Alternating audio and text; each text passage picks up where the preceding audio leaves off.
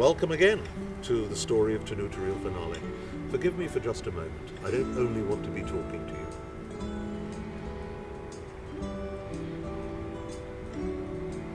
You know, it's extraordinary. This just gets better and better and better. But let me come back to the story. What do we want to talk about today?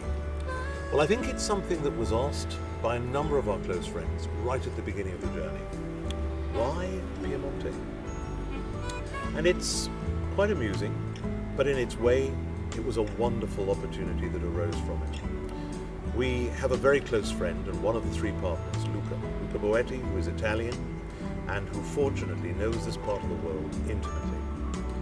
And with Luca, the conversations that we had had, and I suppose it's almost inevitable if you're somebody who lives most of his life outside of Italy, was that we should be looking at the major areas in which wine was such an important aspect of local life and the local economy.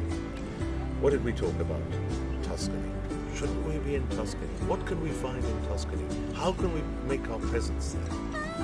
And Luca said, I'm going to do a little bit of running around, I'm going to do a little bit of investigation, and I'll come back to you and we'll have a chat about what the possibilities might be. And so we left it with him, and I suspect 3, 4, 5, 8 wonderful lunches later, Luca said, I think I've found the perfect situation.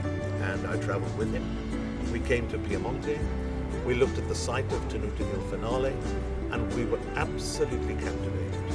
Can you imagine growing grapes, creating wine with a backdrop of the French Alps, snow-capped mountains, and before you, falling away from the vineyard itself, more and more vines, more and more grapes. It was clearly a whole land that was focused upon the creation of the product that we were so impassioned.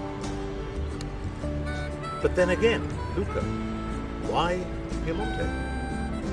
That's the funny bit, and thank goodness it was, because actually he had decided with his little 1972 Alfa Romeo Spider that driving every occasion from Milan to Tuscany was not such a good idea, but Piemonte and the area of Castagnole della Lance and of Costigliole d'Asti, now that was the opportunity that we wanted to find.